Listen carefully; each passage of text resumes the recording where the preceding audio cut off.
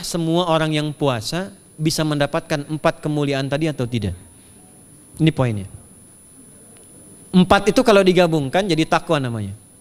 Singkatnya, apakah semua orang puasa pasti bertakwa? Ya, tanya-tanyakan Al-Quran. Apa jawaban Allah di Al-Quran? Dijawab langsung di ayat Siyam. Al-Baqarah ayat 183. Ya ayyuhalladzina amanu kutiba alaikumus kama kutiba alal ladzina min la'allakum. Nah, kalimat tattaqun itu diawali dengan kata la'allakum. La'alla itu namanya harfu taraji. Saya ulang ya, di ilmu nahwu la'alla disebut harfu taraji. Al-Imam As-Suyuti berkomentar begini.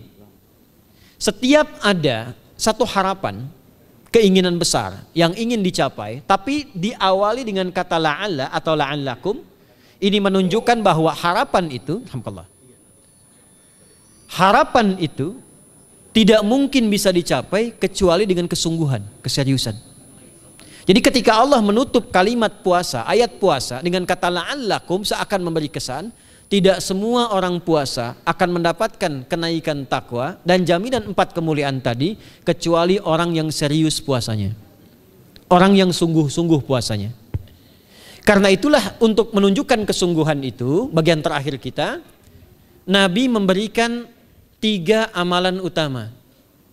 Saya akan bacakan dengan cepat 3 amalan utama yang dikuatkan oleh beliau kepada para sahabat sebelum tiba Ramadan dan sampai sekarang menjadi kurikulum Ramadan Nabi. Jadi kalau ibu bapak ingin mengeluarkan kurikulum Ramadan Nabi, nanti bikin agenda saat Ramadan ya, supaya nggak pusing nanti kalau masuk hari pertama apa yang dikerjakan, hari kedua apa yang dikerjakan, subuh apa, siang apa, sore apa. Cuman nanti saya berikan 3 yang pokok ini. Ada 3. 1, meningkatkan sholat. Saya ulang ya, meningkatkan apa? Sholat. Kalau meningkat secara singkatnya berarti bertambah dari yang sekedar fardu, tambah dengan apa? Sunnah. Maka dari sekarang keluarkan semua jenis sholat-sholat sunnah. Keluarkan dari sekarang apa saja, siang dan malamnya. Yang rawatib ada berapa rawatib? Rawatib 12. Ya, rawatib itu yang melekat dengan sholat fardu dan menentukan untuk memperbaiki sholat fardu. Menambah, jadi kalau kurang khusyuk ditambah dengan sunnahnya disebut rawatib. Bisa sebelum, bisa setelah sholat fardu. Ada 12 dari hadis Nabi SAW. Man shalla isnatai asyrata rak'atan, siapa yang sholat 12 rakaat fi yaumin wa lailatin, yang mengiringi sholat fardu siang dan malam, ya, bunyalahu bihinna baitun fil jannah, maka akan dibangunkan baginya satu rumah di surga kalau konsisten menunaikan 12 itu sampai meninggal dunia. Sahabat yang mendengar itu mengatakan kompak semuanya, sejak mendengar hadis itu kami usahakan istiqomah sampai meninggal tidak meninggalkannya. 12 itu 2 sebelum subuh, cepat. 4 sebelum zuhur, 2 setelah zuhur, 2 setelah maghrib, 2 setelah isya. 2 rakaat sebelum subuh, 4 rakaat sebelum zuhur. Kalau nggak bisa 4 rakaat karena terbatas waktunya, boleh 2 rakaat khusus untuk sebelum zuhur. Kalau nggak bisa 4, boleh berapa? 2. Dalilnya hadis Ibnu Umar radhiyallahu taala anhuma. Kata beliau, hafidtu asyra rakaatin, saya hafal 10 rakaat dari Nabi sallallahu alaihi wasallam salat sunnah. Maka menyebutkan sebelum zuhur 2 rakaat. Baik, jadi 12 ya, 2 sebelum subuh, 4 sebelum zuhur, 2 setelah zuhur, 2 setelah maghrib, 2 setelah isya. Ini yang disebut dengan rawatib. Jamak dari kata ratib. Di luar ini mutlak. Mutlak ini ada yang berdampingan dengan salat fardu, ada yang terpisah. Contoh yang berdampingan, 4 rakaat sebelum asar. 4 rakaat ini bukan disebut rawatib, tapi salat mutlak.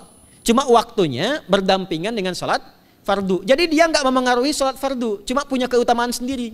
Apa keutamaannya? Hadis Ibnu Umar radhiyallahu taala anhuma, ketika beliau menyampaikan qala Nabi sallallahu alaihi wasallam rahimallahu ra'an shalla qabla al-asri arba'an. Allah akan menambahkan rahmat pada orang yang terbiasa salat 4 rakaat sunnah sebelum salat asar. Jelas ya? Baik. Kemudian apalagi setelah itu? Salat di antara 2 adzan dan 2 adzan ini, adzan dan iqamah. Ya, di antara adzan dan iqamah. Tahiyatul masjid. Apalagi misalnya salat duha. Duha dibagi 3. Awal duha itu kurang lebih 1,5 jam setelah salat subuh. Subuh sekarang misal 4:30, maka jam 6 muncul awal duha.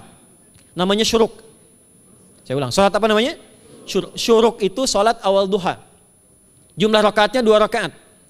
Man shalal ghadata fil jama'ati thumma yaqudu yadhkurullah subhanahu wa ta'ala fa yusalli rak'ataini fakana alaihi ka ajri umratin wa hajjin, ya ka ajri ummatin wa hajjin tamatan. Siapa yang salat subuh 2 rakaat dengan berjamaah, ya, dan umumnya kalau berjamaah bisa ke masjid di masjid. Kalau tak mampu ke masjid, tunaikan di rumahnya. Setelah itu tidak beranjak dulu, dia duduk untuk berzikir kepada Allah. Zikir itu bisa baca Quran. Quran surah 15 ayat 9 itu Quran disebut dengan zikir.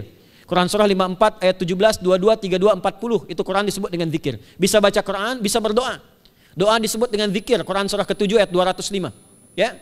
Bisa dengan apa lagi? Bertafakur, ya, mengaji, ta'lim, itu disebut dengan zikir. Ali Imran ayat 190 191. Alladzina yadhkuruna Allaha qiyaman wa qu'udan wa 'ala junubihim wa yatafakkaruna fi khalqis samawati wal ard, ya, disebut dengan zikir.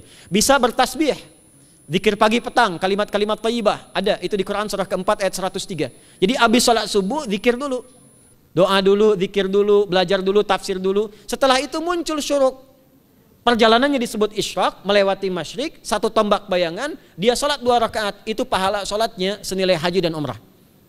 Sempurna. Bukan sudah haji, bukan. Mau kemana? Ibu mau haji dulu? Tidak.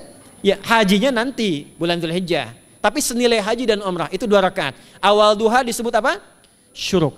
Pertengahan duha sekitar jam 9 jam 10. Jumlahnya 2 sampai 4 rakaat. Ya, 2 sampai 4 rakaat. Apa fungsinya? 1, mengganti seluruh zikir yang ada dalam tubuh kita. Mata berzikir, telinga berzikir, lisan berzikir, bisa diganti dengan 2 rakaat duha. Itu waktunya pertengahan duha. Kurang lebih dari jam 8, 9, 10 lah, kurang lebih 3 jam itu, ya. Yang kedua, bisa menghambat atau menghentikan, menahan satu musibah umum. Misal ada kebanjiran nih atau macet nih. Orang-orang kena macet. Bapak yang biasa sholat duha pertengahan itu tiba-tiba ditolong oleh Allah, dibebaskan. Tiba-tiba ada orang datang, Pak lewat sini, di sana macet. Atau dibimbing ada kontraflow. Itu manfaatnya duha tuh. Yang pertengahan. Yang terakhir adalah akhir duha. Sekitar jam 10 sampai jam 11 menjelang ke zuhur. Ya, akhir duha itu jumlahnya dari 2 bisa 4 sampai 8 rakaat. Di antara manfaatnya bisa mempermudah datangnya rezeki dengan izin Allah Subhanahu wa taala ketika ikhtiar. Itu duha. Nanti ke malamnya silahkan tahajud, tingkatkan tarawihnya sampai ditutup dengan witir. Itu salat. 2 yang terakhir saya cepat. 2 yang terakhir adalah banyak berinteraksi dengan Al-Quran. Ada 3 caranya. 1, banyak membaca. Itu namanya qiraah. Silahkan Bapak Ibu siapkan dari sekarang. Targetnya khatam misalnya 1 kali. Berapa juz? 30 juz. Kalau mau gampang bagi 30. Berarti 1 hari berapa? 1 juz. Paling gampang lagi supaya nggak capek ngajinya, supaya nggak capek. Bagi 1 juz 5 waktu sholat. Contoh, juz pertama itu Al-Baqarah plus Al-Fatihah. Al-Fatihah saya nggak hitung lah karena sudah hafal ya. Al-Baqarah itu 141 ayat, juz pertama. Bagi 5, 28. Jadi setiap ketemu waktu sholat, bagi 2 lagi. 28 bagi 2 berapa? 14. Sebelum sholat baca 14 ayat, setelah sholat baca 14 ayat. Itu 14 ayat tuh paling-paling nggak nyampe 5 menit Bu, Pak. Kalau investasi 10 menit setiap waktu sholat, bagi 2 kita baca 14 ayat, itu insya Allah selesai Ramadan khatam Quran. Itu udah rumus.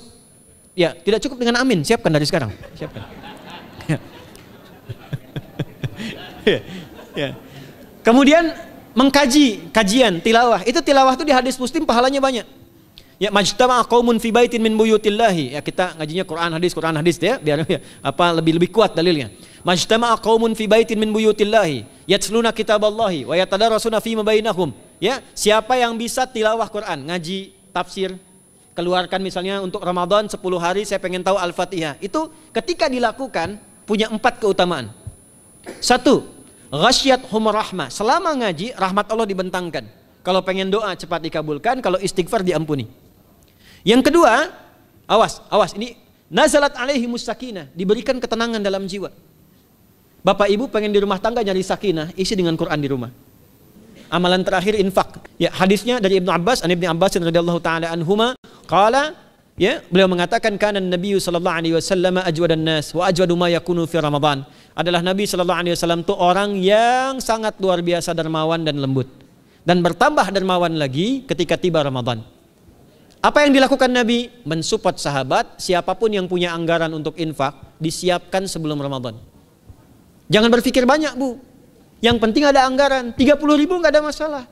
Setiap hari 1.000, tidak harus uang, makanan. Pernah dengar hadis ini nggak? Siapa yang memfasilitasi bukaan orang puasa walaupun dengan sebiji kurma dan sehirup air, maka dia mendapatkan pahala seperti orang puasa itu tanpa dikurangi sedikit pun. Ada? Hadisnya sahih di At-Tirmidzi. Tapi bukan berarti nyari kurma ke Tanah Abang setiap hari satu. Terus minumnya satu sedotan aja ganti-ganti. Ya, maksudnya apa? Yang paling minimal kita bisa keluarkan. Itu pahalanya 700 kali lipat dikali 10. Paling standar. 700 kali itu standar biasa di hari ini. Dalilnya Al-Baqarah ayat 261 yang dibacakan Adinda tadi kita itu. Ramadan kali 10 lagi. Maka dari itu disiapkan dari sekarang untuk infak. Kalau kami di desa itu, ibu saya selalu kalau Ramadan itu RT-nya setiap rumah.